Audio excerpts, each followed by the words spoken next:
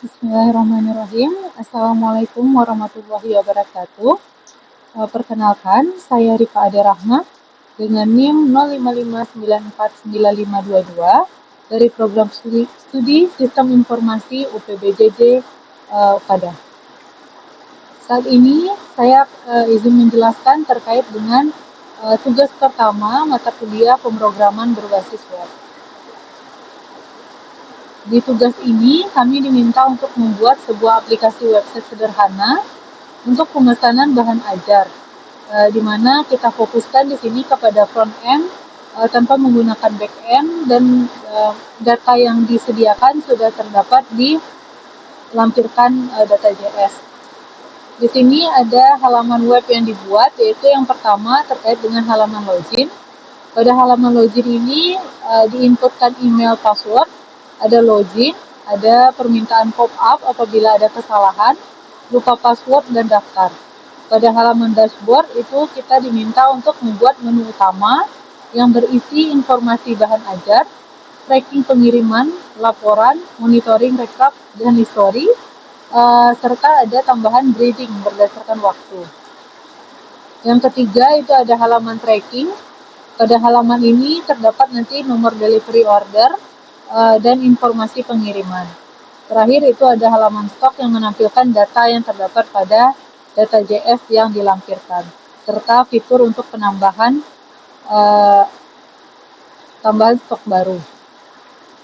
Nah, di sini fokus pengerjaan saya itu ada 3. Yang pertama untuk HTML, CSS, dan JavaScript. Untuk HTML difokuskan kepada halaman, paragraf, dan lain-lain. Untuk CSS itu untuk mendesain bentuk dari tampilan web, dan untuk JavaScript itu untuk fungsi interaksi.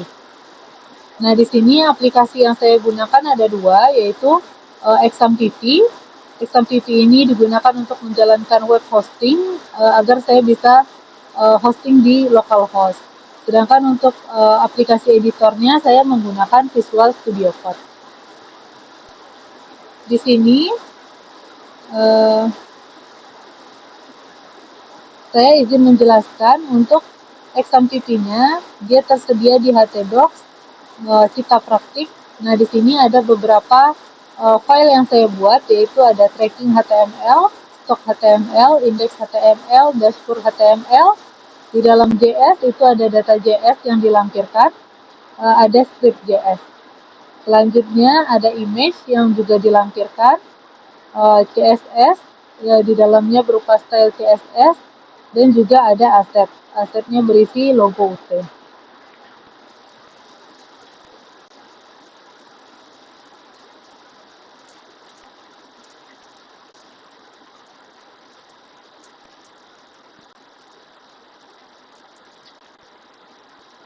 Di sini karena XAMPP-nya sudah saya aktifkan, saya akan membuka localhost. Di sini tadi nama foldernya adalah Cita Praktik. Nah, di sini akan muncul tampilan langsung login Cita. Nah, pada proses pemrograman, halaman login ini terdapat pada index.html. Nah, pada index.html ini ada beberapa yang saya buatkan, itu terkait dengan title, itu login Cita.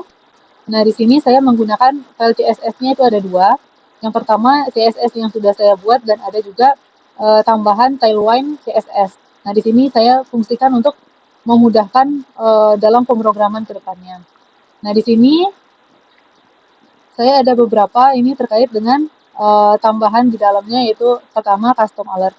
Nah, custom ini saya fungsikan nanti jika ada kesalahan-kesalahan informasi. Nah, jadi nanti ada custom alert-nya. Nah, di sini ada login screen.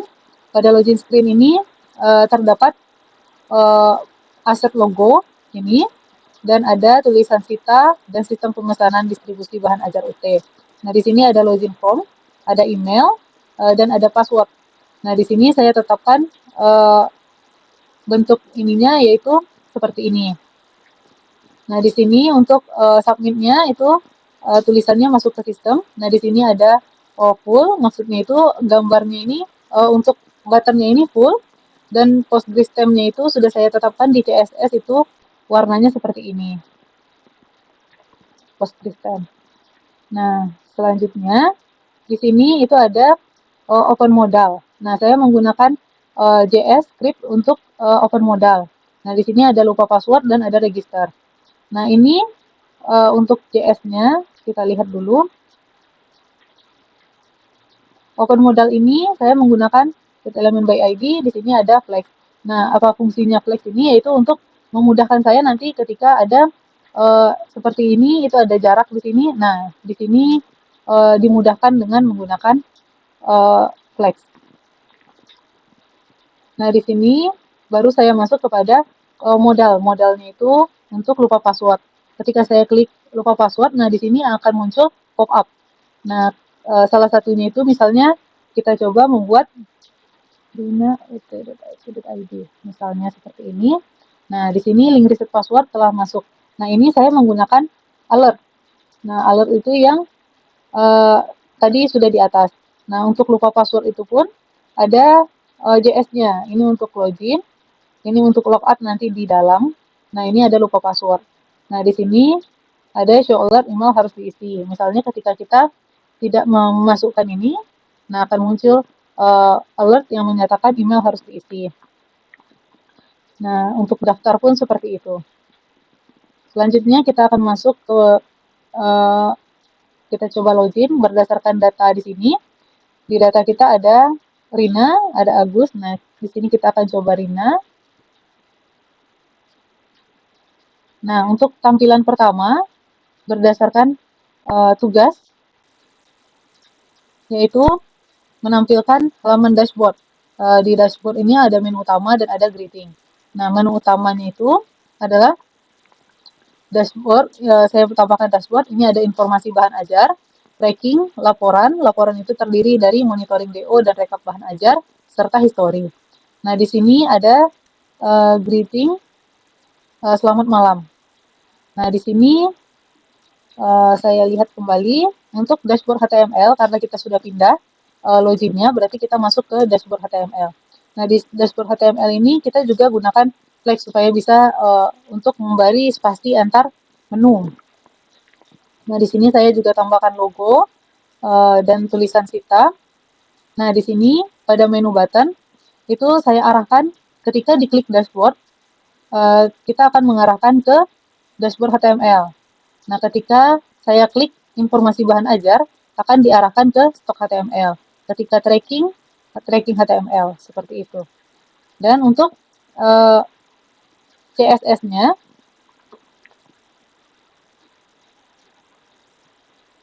nah di sini, saya menaruh untuk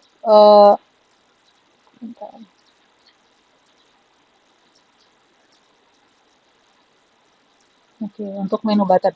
Nah, dia di sini colornya white, berarti tulisan di sini itu warnanya putih. Nah, begitupun untuk ukuran-ukurannya. Nah, ini bisa disesuaikan. Kalau di sini saya buat 14, ini bisa diganti dan disesuaikan dengan yang diinginkan. Nah, di sini ada fitur greeting selamat malam. Nah, greeting selamat malam ini saya buat di CSS. Nah, di sini load dashboard. Pada load dashboard ini, di sini ada script berdasarkan jam. Nah, di sini ada 11. Jam ini diambil dari new date, get hours. Jadi ambil jam sekarang. Yang diambil cuma jamnya saja. Jika jamnya kurang dari jam 11, berarti itu hitungannya pagi, kurang 15 itu siang, kurang 18 itu sore, dan selebihnya malam. Nah, di sini karena saya mengerjakan videonya jam 19, maka di sini sudah tertulis selamat malam. Nah, di sini saya ada tambahan informasi terkait dengan berapa jumlah data pengguna, total stok, dan berapa pengiriman. Oke, selanjutnya untuk tugas yang ketiga yaitu halaman tracking. Nah, pada tracking berarti kita fokuskan di tracking.html. Nah, ketika saya pindahkan ini jadi tracking, maka bergantilah filenya menjadi tracking.html. Nah, di sini kita akan masukkan nomor DO. Nomor DO ini delivery ordernya berdasarkan data yang sebelumnya dilampirkan. Nah, di sini ada nomor DO-nya untuk Rina, maaf. Untuk Rina ini tracking. Nah, di sini sebelumnya Ini untuk di atas itu masih sama ya. Nah, di sini kita masuk ke content tracking nanti. Nah, content tracking ini akan muncul langsung ketika ini dijalankan gitu. Karena kita menambahkan script di sini load tracking. Jadi ketika tracking HTML ini dijalankan, kita akan langsung otomatis menjalankan load tracking. Nah, load tracking ini ada di JS.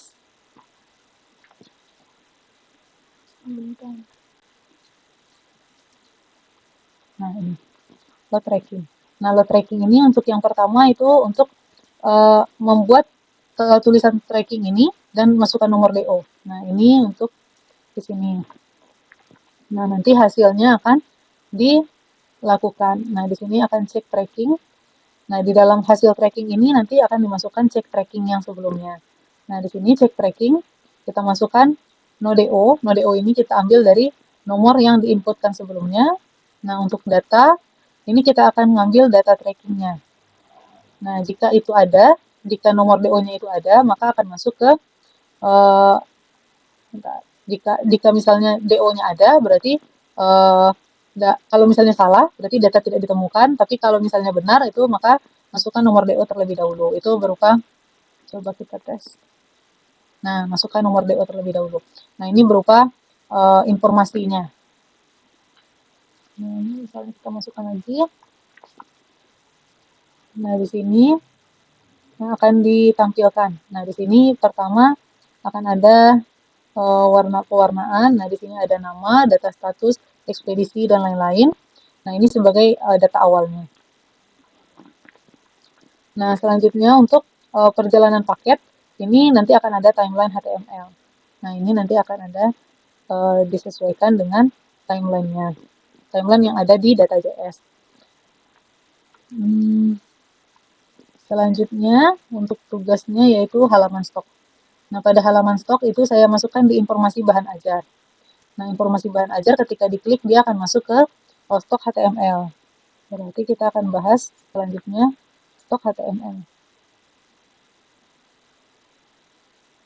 Nah, di sini informasi bahan ajar juga sama seperti dashboard dan tracking, itu ada informasi menunya. Itu selanjutnya ada di sini ada tambah stok. Nah, tambah stok ini saya juga menggunakan open modal sama seperti ketika saya tadi lupa password dan daftar. Nah, di sini ada modal.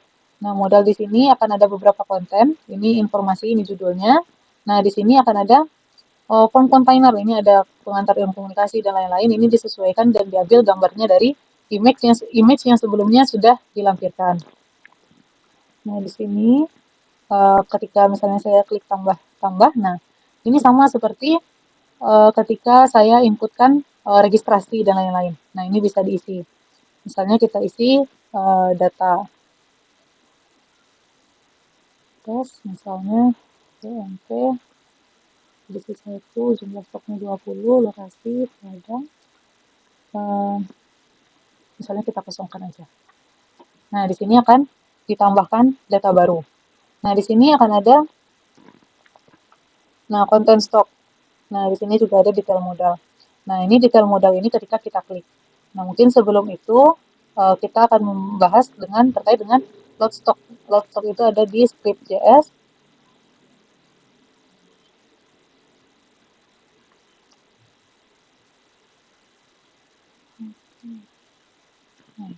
Load stock itu di sini informasi bahan ajar. Nah, di sini tampilan-tampilannya.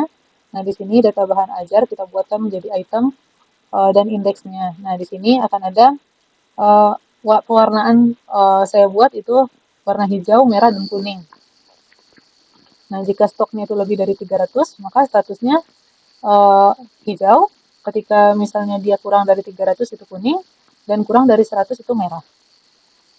Nah, di sini ada informasi terkait dengan nama barang, kode barang, dan lain-lain. Nah, ketika saya klik ini, maka akan muncul detail. Nah, di detail ini akan muncul lagi untuk status warnanya, sama seperti yang di depan. Jadi ada warna hijau, warna kuning, dan warna merah. Nah, di sini ada tambahan-tambahan terkait dengan sebenarnya hampir sama dengan yang di luar, tetapi ini dibuatkan dalam bentuk pop-up. Nah, di sini juga ada button tutup untuk menutup pop up tampilan detailnya.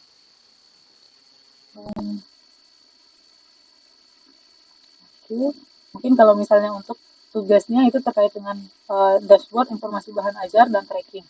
Nah, selanjutnya saya tambah beberapa itu monitoring DO misalnya.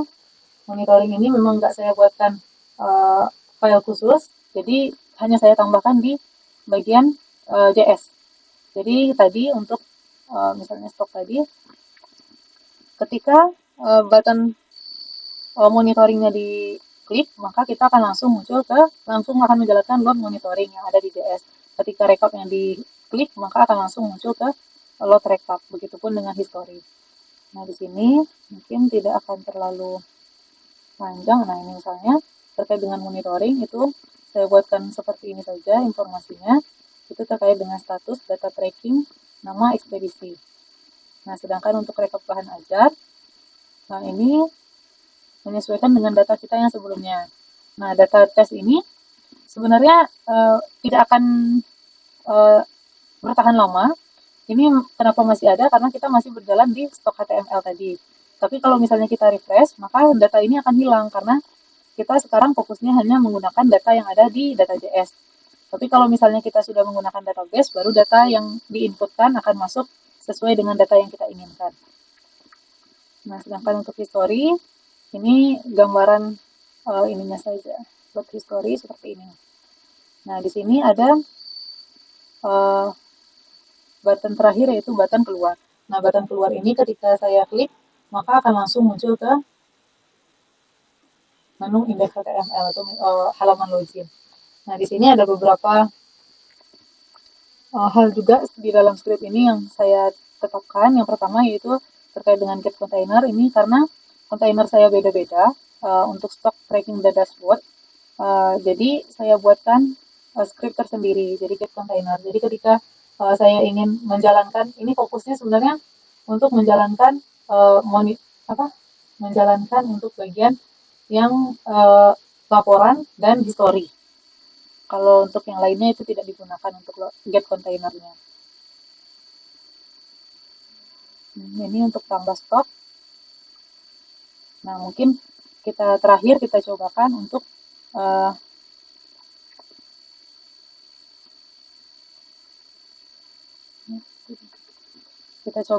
mengecek kembali apakah data tes tadi itu tetap masih ada atau memang sudah terhapus.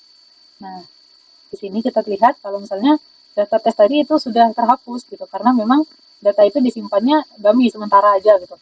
Nah, ketika kita akan pindah atau kita refresh halaman, maka data tes itu akan hilang.